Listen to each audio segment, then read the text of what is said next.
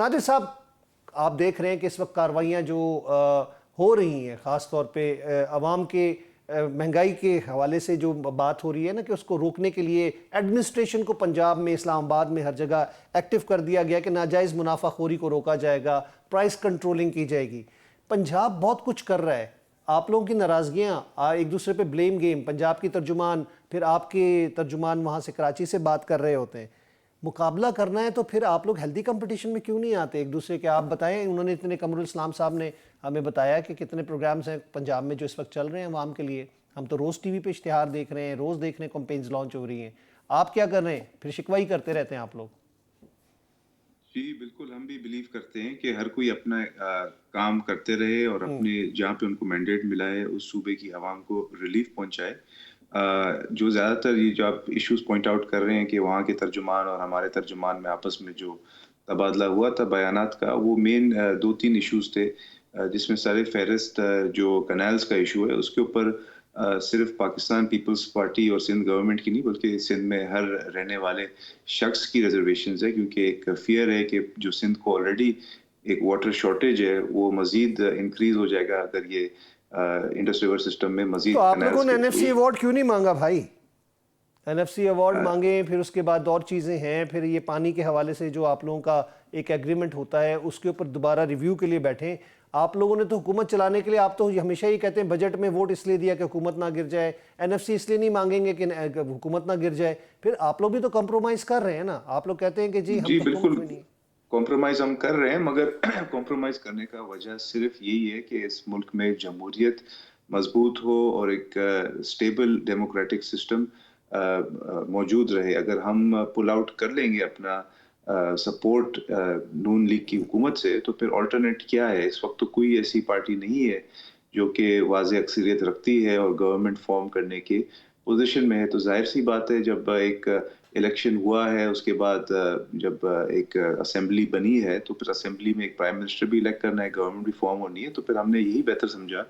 کہ جو نون لیگ ہے اور شہباز شریف صاحب ہے ان کو ہم سپورٹ کریں اور پرائم منسٹر بنائیں۔ بلکہ جتنے بھی ریزرویشنز ہیں یہ کافی سیریس روپ اختیار کر چکے تھے، مگر آج جو میرے اطلاعات ہیں کہ پرائم منسٹر صاحب نے بلاول بھٹو زئی صاحب کو دعوت دی، ملاقات کی، اور جو بھی ہمارے ریزرویشنز ہیں سندھ گورنمنٹ کے، جو ہائی ویز کا جو ایشوز ہے کہ ہائی ویز کے فنڈز نہیں مل رہے این ایچ اے کے تحت، اور جو دیگر فنڈز ہیں جو ہمیں ریزرویشن سے نہیں مل رہے، وہ سارے ایشوز جب بلاول صاحب اور پرائم منسٹر صاحب آپس میں ڈسکس کریں گے تو ایم شور کوئی ایک مثبت اس کے اوپر پھر ایکشن اور عمل درآمد کیا جائے گا۔ تو ہم تو نہیں چاہتے کہ حکومت کہیں جائے، بٹ ہم یہ بھی نہیں چاہتے کہ جو سندھ یا دوسرے صوبوں کا جو حق ہے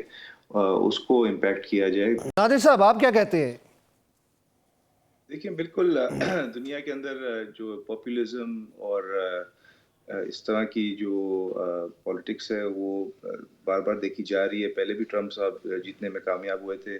بیچ میں ایک طویل دور آیا جہاں پہ ایک گورنمنٹ تھی جس کو سمجھا جا رہا تھا کہ کچھ زیادہ ہی وہ شاید لبرل ہے یا بہت زیادہ ہی پولیٹیکلی کریکٹ ہونے کی کوشش کرتی ہے۔ اس کے بعد ٹرمپ صاحب واپس آنے میں کامیاب ہوئے، مگر انفارچونیٹلی جو نیو ورلڈ آرڈر کی طرف ٹرمپ صاحب لے جانا چاہ رہے ہیں، وہ آئی تھنک اس پوری ریجن کے لیے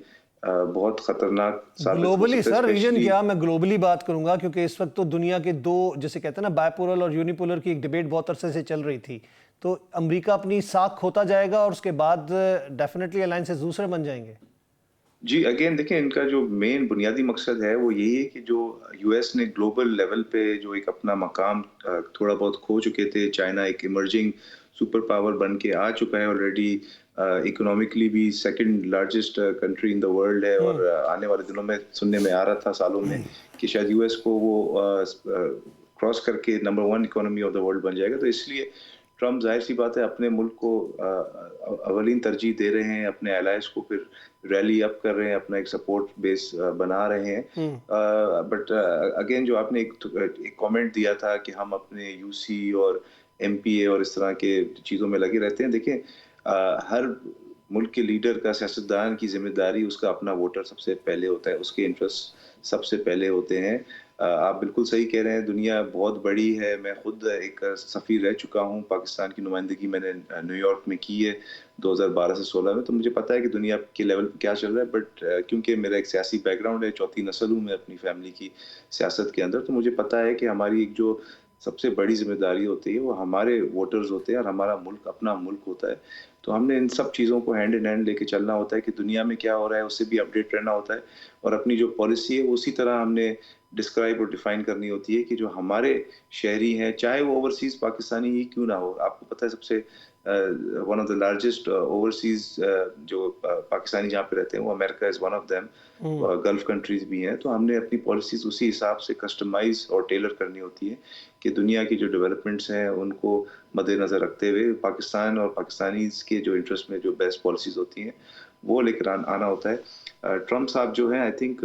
وہ ظاہر سی بات ہے جو ان کے اپنے الائز ہیں ان کو، جس میں نمبر 1 اسرائیل ہے، اس کو فیور کریں گے، چاہے وہ فلسطین کا اور ایشو جس طرح ہو. بھارت کو انہوں نے فیور کیا ہے وہ بھی آپ سن لیں، جو انہوں نے مودی بھارت صاحب کے ساتھ اگین دیکھیں، انہوں بھارت نے گفتگو ٹرمپ از کی اے اور بزنس بیانیہ مین. دیا. Trump is a business man اور بھارت کے ساتھ ان کا بزنس انٹرسٹ ہیں، ان کے پرائیویٹ پرسنل بزنس انٹرسٹ بھی ہیں اور پھر یو ان ایس کی کے بھی حکومت میں بزنس ان کے لوگ انٹرسٹ ہیں. شامل ہیں بھائی، ہاں ہندوستان کے ایگزیکٹلی، جو ان کے جو نژاد ایف بی آئی بھارتی ڈائریکٹر ہیں نژاد ہیں. وہ بھی ایک بالکل انڈین نژاد ہیں بالکل اور فرسٹ جنریشن امریکن